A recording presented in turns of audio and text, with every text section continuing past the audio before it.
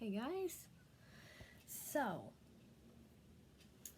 COVID 19 has really just made a mess of the world, hasn't it? And I notice that people, who feel like they should be fine because maybe it's normal for them to work from home, they find they're not productive and they're frustrated. And maybe people who are normally productive in other ways are not able to be productive, and maybe you are frustrated by that. And maybe you see your neighbor just out there functioning and doing 100%, and then you look at yourself and, like, I can't even measure up to that.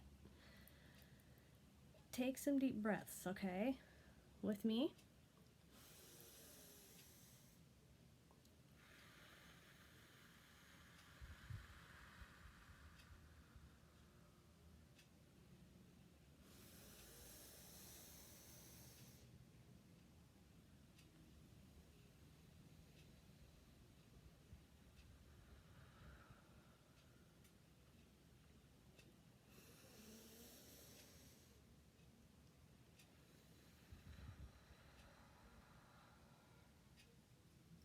Okay, did you take those breaths? Now, do you feel like you've slowed down a bit? All right, now you're ready to listen. Don't worry about what percent you can give. If you think that you always owe 100% all of the time, you are going to just run yourself in circles. You know what? Screw 100%. Screw it. Okay? If all you can give today is 20%, give it your best 20%. If all you can do is get up and brush your teeth, go brush your teeth. That's good. You're living. If all you can do is breathe, that's good. If you're breathing, you're alive. And if you're alive, you're alive. And being alive is a good thing, because where there's life, there's hope. Maybe all you did was get up and change into a different pair of pajamas. You know what? I'm glad for you. If all you did was get up and water your plants and feed your pets and go back to bed without feeding yourself, okay, we missed a meal, but you took care of yourself and your pets. Okay, when you take care of your pets, you take care of yourself, because it makes you feel good to take care of them, right? So you took care of yourself. Next time you get up, eat something. And maybe tomorrow you go out near your yard and you pull all the weeds and you water everything, and it's an amazing day. And then the next day, all you can give is 40%. Maybe all you can do is clean the kitchen. So what? Whatever percent you can manage in a day, give it your best of that percent. If you can give 80%, give it your best 80. If you can give only 10%, give it your best 10%. Don't worry about the number 100. Just do what you can do that day. And now, as for COVID-19 and how it's affecting people, this is a collective trauma that we're going through with this coronavirus that we call COVID-19. Imagine that you're someone who maybe you've run marathons before, or you're training to run in one, and you've done it before, okay? So, when you run a marathon, you're running on a nice flat street most of the time, right?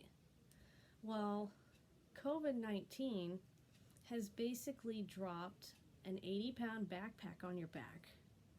And then Godzilla has walked through your city. Okay? Big old Godzilla right here he has torn up your city. Okay, so your streets are a mess. There's buildings in rubble everywhere. And you have this 80-pound backpack on your back, and this path is no longer clear. But you still gotta run. You're not gonna run the way you would run on a nice, flat, paved street, right? So why are you trying to run like it's a typical paved, flat street? It's not. There's so many unknowns, and anybody you meet could be sick or carrying the virus, and anybody you meet could be dead in 2 weeks. I mean, that's terrifying. There are people that are like, video chatting with family who they may never see again ever. And, there are people talking online to people, and then the next day they find out that they've died because of COVID-19 or complications related to it. This is a collective trauma. So maybe some people can give a complete 100%, but a lot cannot. A lot just can't do that 100% right now. And that is okay. I want you to know that is okay. It's okay if you can't get out of bed. It's okay. Because there are many people who cannot get out of bed, and they understand how you feel. And I'm not going to look down at you if you can't be productive today, because it's not your fault. We're going through something that maybe a lot of us have never gone through before. I don't know, if somebody was alive in 1918, they probably remember the Spanish flu. But this is a scary time, and you're allowed to be scared, and you're allowed to be angry. You're allowed to be upset that you can't go get your hair and nails done. You're allowed to be upset about these little things that were just nice feeling to you that now you can't do. I mean, if someone comes and whines at you about, oh, your privileged life, they can shut up. Because this is difficult for everybody. I mean, yes, it is more difficult for people who are poor and who are forced to have to work just to feed themselves and their kids and their pets and everything. And like the grocery store workers, God, they should be getting hazard pay. Everybody on the front line of this deserves hazard pay. Like, they should get like, I don't know, like $10,000 or something. I don't know. Just to throw a big number out there, $10,000 more than what they get. I'm sure a lot of people would appreciate that. Maybe not the rich ones, though.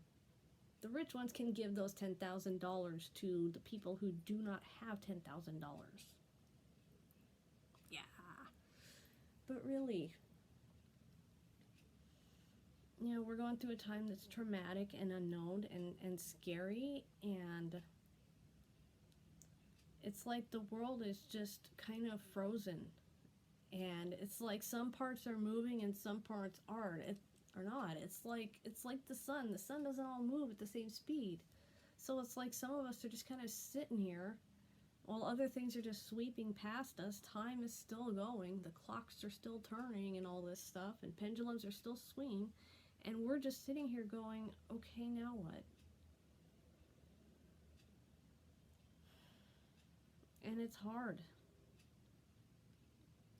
A lot of autistic people right now, their routines are disrupted. They can't access their normal, safe, same foods that they eat all the time, so they're having to struggle with finding something new that they can eat. And even then, that may not be available all the time. So, disabled people may have trouble accessing things that make life easier, like absorbent pads, or like incontinence wear, or gloves and masks and stuff. People who depend on others to care for them are in danger by their carers if they have to have carers come to their house. It's so hard. This world is just, it's broken. But it's like the people who can really do stuff to fix it are just sitting there going, well, it's not my problem. And it sure as hell is. It's all of our problem. But I'm not going to look down at you if you cannot give 100% today. Give your best 25% if that's all you got. Give your best 90% if that's what you got. Give your best 2% if that's what you got. But if you're not in a position where you can worry about others without damaging yourself, focus on yourself for that.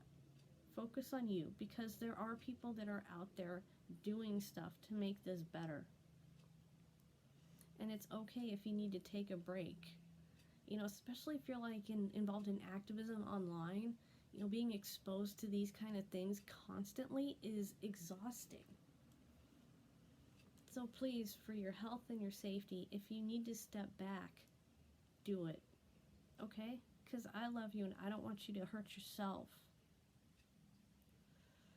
You know, I don't want you to get hurt, and I don't want you to take your life. I don't want you to feel like you don't matter, because you do. You matter very much, and I love you very much. And I want you to be as well as you can. And anybody watching who has COVID-19 right now, you are in my prayers, and I hope you get well. And if you're taking care of somebody who has it, or you have somebody in the hospital and you just don't know what's coming for them, I'm praying for you too.